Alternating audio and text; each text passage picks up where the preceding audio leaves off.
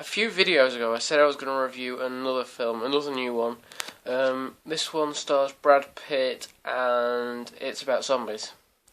It's World War Z and it is also on the Plan B Film Studios, which is Brad Pitt's one. Now, I have only seen one other film off it and it was quite terrible. It was Killing Them Softly. I'm not going to go into too much detail about that one, but it was quite awful. I thought it might have had a lot more things in. 90% of it was just talking, which is quite boring, really. And most of it was flashbacks, and if you couldn't follow it correctly, then it didn't make much sense. But I'm not reviewing that one. World War Z. So, let me see. It stars Brad Pitt as Jerry Lane, who is was a UN officer, but ends up being it again to try and find out how the zombie outbreak started, how there's how if there's a cure or not, and there sort of is. I won't ruin it for people. Went at the right pace. Sometimes zombie films either go too fast or too slow, but it was at the right pace, and it didn't change it much, which is good. It was. The film writing wasn't confusing, so you could follow the story easily enough. There were a couple of times in the film where I thought it was going to end then, but it didn't. And I hear that they've announced a sequel already, so that should be quite interesting to see whether they carry on the same story. Do it from a different person's view. I don't know.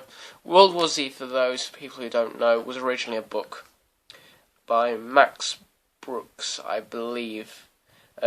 He's done quite a lot of zombie books, and this was one of them, so it'll be interesting to see whether or not Brad Pitt returns for the sequel and how exactly they carry on the film, or even if it'll be a prequel, or do it 28 days and weeks later, didn't have it from a different person's view. I don't know. We'll see.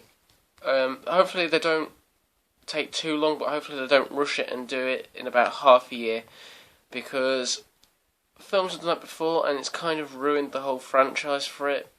The Fantastic Four films. Not that the first one was any good, but the second one was worse than the first one. So, just hope that they don't dive in heads first and do a bad job of it.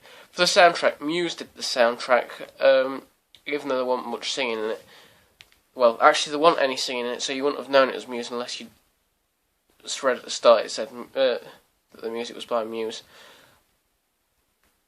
Most of the zombies look really convincing, they still looked human-like, apart from the bit where they're trying to climb over the wall and there's a huge pile of zombies, then it just really did look CGI'd. I have to admit, I was quite sceptical about the film in the past few months. The advertising was making it look a lot worse than it actually was, and the first advertising that came on made it look spectacular. There was something very human about the zombies which made them not scary, but sort of frightening, I suppose, the way they look. Because I mean, if you look at the zombies not zombies, are they? Infected in 28 days and weeks later, they don't look that human, and they look like they have rabies.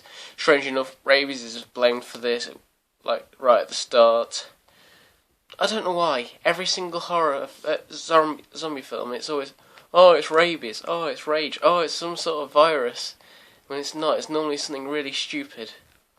Or in Slither's case, it's a mind-controlling alien who gets into people's heads. But I'm not reviewing that. I think I'd have to give it 7.5 out of 10. Very impressive, very well written, very well paced, but at times the special effects lacked, and that's about it that you could pick up on. Very well done, right length of time as well.